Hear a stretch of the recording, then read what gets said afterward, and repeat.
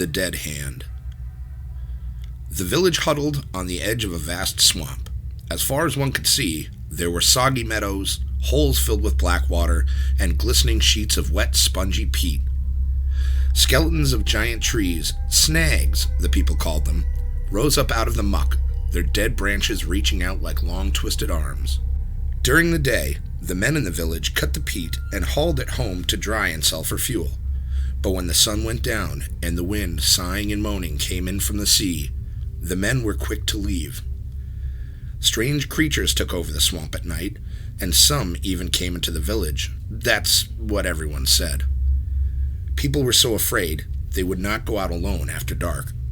Young Tom Pattison was the only person in the village who did not believe in these creatures.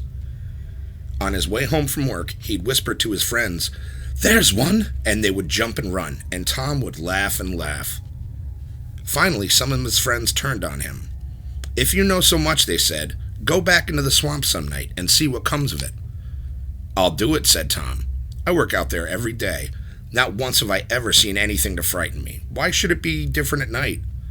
Tomorrow night, I'll take my lantern and walk out to the willow snag. If I get scared and run, I'll never make fun of you again." The next night, the men went to Tom Pattison's house to see him on his way. Thick clouds covered the moon. It was the blackest of nights. When they arrived, Tom's mother was pleading with him not to go. "I'll be all right," he said. "There's nothing to be afraid of. Don't be foolish like the rest." He took his lantern and, singing to himself, headed down the spongy path toward the willow snag. Some of the young men wondered if Tom wasn't right. Maybe they were afraid of things that did not exist. A few decided to follow him and see for themselves, but they stayed far behind in case he ran into trouble. They were sure they saw dark shapes moving about, but Tom's lantern kept bobbing up and down and Tom's songs kept floating back to them, and nothing happened. Finally, they caught sight of the willow snag.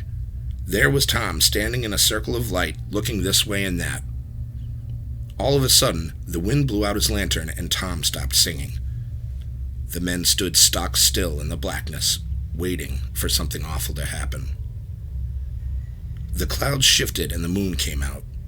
There was Tom again, only now he had his back pushed up against the willow snag, and he had his arms out in front of him as if he were fighting something off. From where the men stood, it looked like dark shapes were swirling in around him. Then the clouds covered the moon again. Once more, it was black as pitch. When the moon came out again, Tom was hanging to the willow snag with one arm.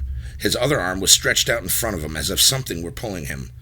It looked to the men as if a rotting, moldy hand with no arm, a dead hand, had grabbed Tom's hand.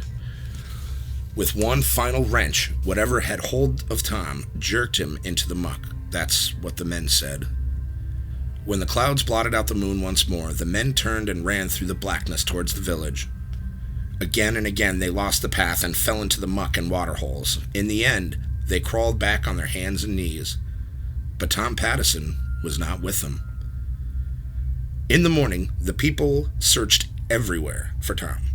Finally, they gave him up for lost. A few weeks later, towards evening, the villagers heard a cry. It was Tom's mother. She was rushing down the path from the swamp, shouting and waving. When she was sure the villagers had spotted her, she turned and ran back. Off they went after her.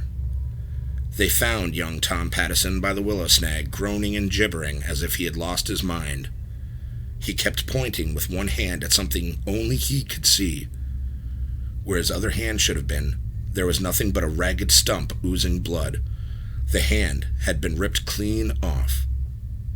Everybody said it was the dead hand that had done it, but nobody really knows. Nobody will ever know, except Tom Pattison, and he never spoke another word again.